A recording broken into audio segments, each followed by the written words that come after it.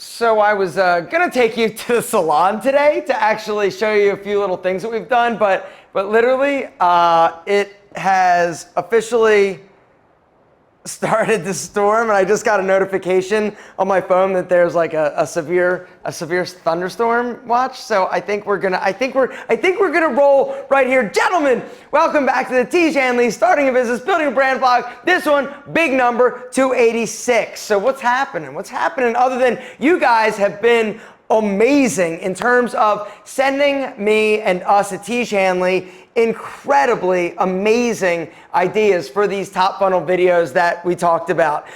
In case you guys missed it, just to catch you up to speed, last week I told you about a concept for a series of top funnel videos that Tiege Hanley wants to do. Essentially, real quick to catch you up to speed, the concept is pretty simple. It is take these situations that everybody can relate to as a guy that are like technically like complicated. Like this is complicated. And then saying, you know, like, oh, but looking handsome and amazing doesn't have to be. Introducing Tiege Hanley and uncomplicated. And so anyway, the idea was that we need some situations that everybody gets. And so we've got a few that we're getting ready to do and film in like 2 weeks. But I said, hey, you guys are so creative. Why don't you give us feedback? So far, we got like 44 incredible ideas. Some of them more incredible than others. I have not responded to all you guys yet. I need to really sit down and go through them, but it's really amazing. You guys are doing a great job. If you are somebody that has like an everyday situation or scenario, let me give you an example. I saw one that was really funny. Where, okay, a guy goes to dinner with his girlfriend and her parents, and he sits down and he looks over at the mother, and all of a sudden you see a shot like under the table of her the mother putting the hand on the boyfriend's like thigh. This is complicated. Boop. And then looking amazing doesn't have to be. So funny things like that, interesting things like that, situations that everybody kind of just like gets immediately and guys can relate to. We think that this could be a really cool like series and something that sets us at Tiege Hanley apart. And really, it's limitless. We find a formula. You know, we test a bunch of them, and right now on the schedule, there are 2 that we are getting ready to film. Another one that I came up with that was kind of funny was you got to go to the bathroom like really bad, right? You're in public, somebody's in the bathroom, you run in, you sit down, you do your thing, you look over, and there's no toilet paper. This is complicated, right? Like, you get it. Anyway, if you guys want to contribute or you've got some more ideas, send an email to aaron@iamalpham.com with your idea or your script or whatever it is. What we are going to do is if we actually film and use yours, we're going to reach out and offer you guys, we're going to give you something special or do something special for you guys. But I just want to thank you so much for all of your incredible ideas. They are amazing. But now let's talk a little bit, like I said in last vlog, about the salon. I want to give you a quick update. I was going to take you there, but I'm not leaving. I'm going to hang out in here while I try and let this thunderstorm pass and hopefully not get blown away by a tornado. Gentlemen, let's talk about the salon. 4 months in. All right. It's getting a little rough outside. All right. So here, what we're going to do now is talk a little bit about the salon. It's been 5 months, technically, since we opened the doors, and it's been better than I expected, if I'm being honest. Not that I had like a bad feeling about like, oh, it's going to be bad. Nothing like that. I wouldn't have done this or invested in this business if I thought it was going to be anything other than amazing. You know, but with this whole like COVID thing, there was some questions about how it would work, you know, what would happen, are people still, you know, doing their thing, and just there were a lot of questions. And so we opened in December. December was kind of like our first like full month, and it was good. Like right off the bat, things were really great. You know, a lot of people are coming, a lot of people are getting their hair done, and it's been amazing. Since then, each month has been increase in terms of the revenue that we're generating. Right now, and I'm just gonna kind of like lay it out there. So right now, we are not at full capacity. Some other things that have happened throughout the past like 4 months are some stylists got COVID, right? And this is kind of the way that we're living right now.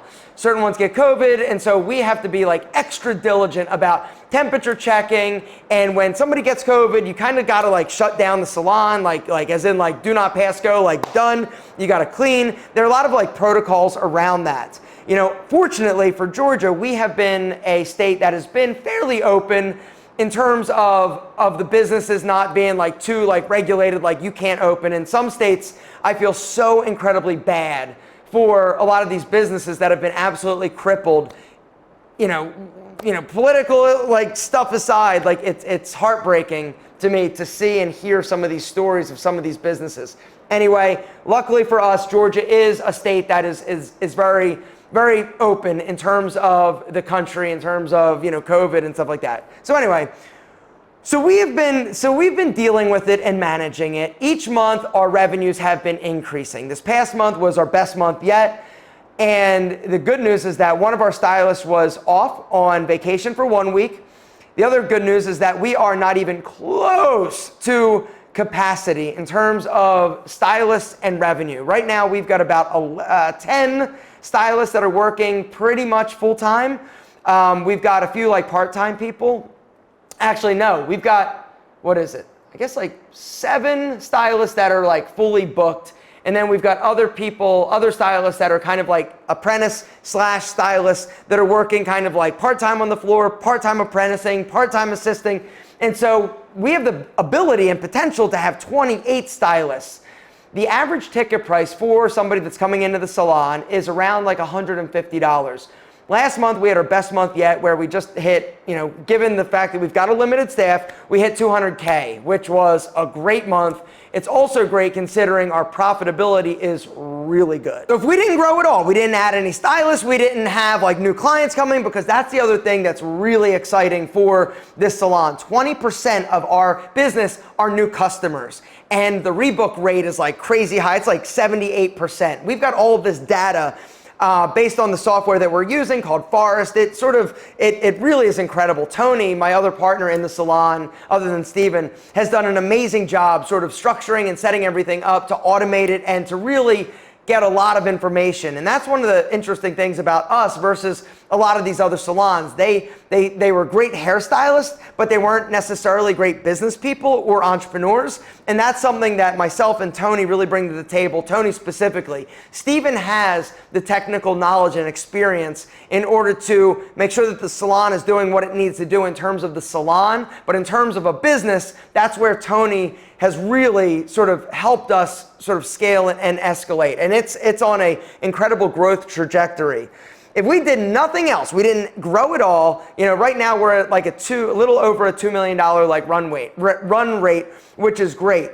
The other thing that's great is that, like I said, our profitability is amazing. Typically, from what Steven has told me and other people that he has talked to, salons are generally not profitable in like their first year that they open. We are very profitable within the first like 5 months of opening, and so that's an incredible thing. We feel like we can get this up to, you know, by the end of the year, 4 million. Like we feel like we can be like $4 or $5 million by the end of the year going into next year. But it's going to take adding additional stylists. But the cool thing is that when we get a stylist, they're not starting from like zero in terms of client. When they come in, they're typically bringing their clientele with them. And so it's been very important for us to really sort of step it up in terms of being attractive for a high-level stylist, because that's the other thing. Stylists are at like different levels. You've got, you know, level 1, 2, 3, 4, and the 4-level stylists, they charge a lot more, and they're a more valuable stylist than the ones. Now, the cool thing is that as they sort of are there and they've got an experience, you know, they start to move up in terms of levels. But the whole idea is that we need to be attractive as an employer in order to attract these high-level stylists and the high-level talent. And so for us, it's all about being competitive in terms of a place, an amazing place where high-level stylists will want to come and bring their clients, because every time you bring a high-level stylist, you're basically adding, $4,000 or $5,000 per week to the bottom line, which is amazing. Now, of course, they get a percentage, they get a huge commission on whatever they do. Typically, it's going to be between 40 and 50%, but it's good. It's really good. Has there been drama? Yes. It doesn't come without its challenges, right? You've got Steven, and then you've got, him essentially with, I think we've got total 15 females or women. And so there's drama, of course, but it's been really exciting to sort of see the employees and the stylists come together as a team and really form a very strong and special bond. A lot of the people that are working there, like Laura, the woman who cuts my hair, she said, I've never been happier. It's such an amazing environment. The people are incredible. Historically, one of the downsides to salons is that there's a lot of drama regarding, people talking behind people's back and gossiping and things of that nature. And one of the things that we really stressed and is very important to us from a company value perspective is no drama, right? As little drama as possible. Nobody's talking crap behind other people's back, because once that starts, it's a culture, right? It's a toxic culture. And for us to really grow and to make sure that we are the best that we can possibly be, we've got to make sure that we, basically cultivate an environment for these stylists that they feel safe, that they feel, loved and taken care of. And we do not put up with drama, and we'll reprimand people, if we hear people talking crap or behind people's back and stuff like that. But it's been amazing. It's been really cool to see it grow. It's been really amazing to see Steven sort of thrive. Something else that we're kind of like this right now, I think I might have told you that we applied for Salon of the Year. It's a national competition put on by the big salon industry magazine. And I thought, I'm like, how many other salons can really be opening this year? Apparently there were 1,000 entrants. 1,000! There were freaking 1,000 people that entered this competition. And I'm like, seriously? There were 1,000 people that were doing this during COVID, but whatever. I mean, that just shows you, I guess, the industry is healthy and definitely optimistic in terms of these potential salon owners. Made it to the top 20, and that's very exciting. The next step is to make it to the top 4, and from there they're going to choose a winner. And the winner actually gets featured on the cover of the big salon industry magazine. And so it's all super exciting. We made it to the top 20, and I went through and looked at all the other salons. I went to their website to see sort of what these salons looked like. And let me tell you something. There's nobody that touches us. Now, they're cool salons, of course, but in terms of what we've done, and am I biased? 1,000%, yes, I'm biased, but I truly feel, given the magnitude of what we did with the building, and because they asked all these questions, it was like a 5-page, questionnaire. They wanted to know financials in terms of what you spent. They wanted to know manufacturers for the furniture, what happened, before and after pictures. They went into it. And it took days of everybody kind of collectively getting together and submitting all the information and putting it together. And if we aren't the top, I'll be disappointed. Will I be upset? No. Will I be disappointed? Yes, because I feel like we really did something special, and compared to everybody else that's in strip centers and stuff like that, yes, their salons look nice, but we did something special. And I hope that the people that are judging it feel we did as well. But anyway, guys, I just wanted to give you a quick little salon update. I will come back in about 4 months when we have our next quarterly and give you another update. Now, there are some business questions we're gonna get to. And real quick, guys, if you've got a business question, down below, start it with a business question and ask your question. Next week, I'll try to get to more of your amazing questions. All right, so the first question comes from our friend Juance. He says, Alpha, greetings from Argentina. I'm thinking about starting a business. My question is, what should I look after before deciding a product? Thanks for doing these vlogs. All right, so I guess the question is, what should somebody do if they want to start a business before actually deciding on a product? I don't know, to be honest. I feel like deciding what the product is or what you want to sell or what the business is or is going to be centered around is the number one thing you've got to decide on. And once you do that, then that's going to determine a lot of the other things that you've got to do later. But the first thing, most important thing, is figuring out what the product is, what you're passionate about, or what you can do better than everybody else. Unfortunately, there's not a bigger answer or a longer answer I can give you. That's kind of my opinion of what I would recommend, but good luck. Let me know what the product is once you get there. The next question comes from our friend CUB. He says, hey Alpha, longtime fan and love what you do. So I have an idea for an eyeglass frame brand leaning towards the male market. I myself have struggled with finding stylish frames due to the fact that I have a big noggin. I can't sketch them onto paper, but I know what they look like in my head. My question to you is, how were you able to start designing as well as start the manufacturing of the glasses brand Enemy? Thanks so much, Alpha, no problem. So in terms of design, right, what I would recommend is you've got to know, okay, so you've got to know like what the general shape is going to be, right? And that's kind of, I guess, the starting point. So for us, we knew that we wanted 3 styles. We knew we wanted an aviator style, we knew that we wanted a clubmaster style, and a Wayfair style. And so what I did was I went out and started trying on hundreds and hundreds of different styles to find the model or the style that I liked the best in terms of the way that it fit, the way that it shaped, and I spent thousands of dollars to find 3 sort of examples of glasses that I love, but I just wanted to tweak and make better and change and modify. And so once I had sort of the idea and the designs of those specific glasses that I was going to modify, then it was about customizing that specific style. And so what we did, we stylized, you know, the temple piece. We added like the little details up by the temples, and we tweaked certain other areas in order to make them the best that we could and perfect for us.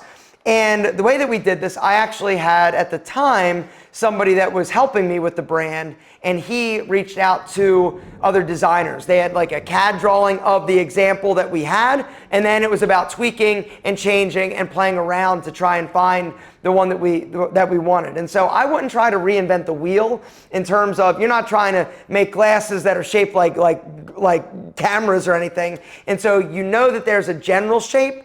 Get one or find one that's similar to the thing that you want to create, and then tweak it and modify it and go from there. In terms of finding a manufacturer, we used Alibaba. In terms of finding manufacturers over in China that we could actually contact and say, hey, send me samples, your best samples.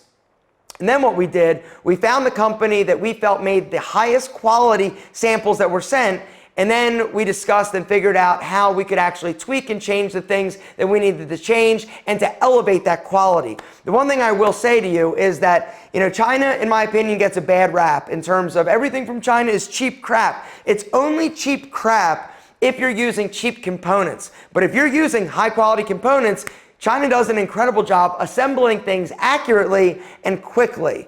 And so, you know, it was about finding a manufacturer, and the manufacturer that we use, just to let you know, I've also come to find out that the manufacturer that we are using is also the manufacturer for like super big, massive luxury eyewear companies. And so the quality is there. It's all about finding one though that you can communicate with. And typically they're going to be very good in terms of communication, some better than others. But that's kind of how we did it. And then we basically sent them our drawings and our schematics and our CAD drawings. They did what they did, sent it back to us, and then made us an example. And when we got it, we're like, okay, but this needs to be better, this needs to be better, change this, tweak this, and it's a process. It's not a quick one, but it's definitely something you can do. But for me, what I'd recommend, don't reinvent the wheel. Find a pair of glasses that you like or that's close, modify it, and make them. That actually looks like about it. Only 2 business questions last week? Damn, gentlemen, you're falling down on the job. Down below, if you've got a business question, start it with business question and ask it. Next week, I forgot, Rob and Kelly coming to the Alpha House. We have some fun things that we're planning. One is filming a vlog. Another one is doing some videos. Christian is coming to talk about some things. We got to talk about some things and some updates to Tiege Hanley that you guys are definitely going to dig. All positive for you. They're coming into town. We're going to go out to dinner, go into one of our favorite restaurants, Bones, which is an incredible Atlanta steakhouse. And I've mentioned one of the reasons why I like Bones so much. Okay, so the company or the restaurant Bones is a steakhouse. Nationally, it's ranked as like a super high quality steakhouse. In Atlanta, it's probably number 1 or 2. Anyway, it started in like the 70s. And the thing that I love so much about it, when you go in there, you look at everybody's wrist, right? And you'll see a lot of these servers wearing Rolex watches. Well, what the owners of the company did is on your 10-year anniversary, they buy you a Rolex watch. And I thought that was cool. And it doesn't matter if you're a server, it doesn't matter if you're a bartender or a dishwasher. Every 10 years, you get a watch. And if you're there 20 years, you get another watch. And I just thought this was really cool. The other thing that they do is profit sharing. And so you'll see a lot of these guys and these wait staff in the restaurant, they'll have stars on their shirt that they wear. The star represents 10 years. You'll see some guys with like 4 and 5 stars. And actually, it couldn't be 5 yet. 4 stars. 4 stars? Anyway, every 10 years they get a star. And it's just great to see people and business owners that really take care and value their customers. And so for that reason, I love going and supporting a company like that. But Robin Kelly and I are going to go support some steak. We're also going to support some wine and have a great time. I haven't seen those dudes in a year other than Skype. And so super excited to see them. I'm taking Rob to get a haircut. The first thing he's doing when he gets here, I'm taking him to the salon to get his due did by Steven. Maybe I'll bring the camera, film that. That would be pretty cool. Anyway, guys, we love you more than a double monk strap shoes. Thank you so much for being a part of our journey. And we couldn't do any of this without you. It is about you. You are the reason Tiege Hanley is what it is. Guys, thank you. We love you. See you next week.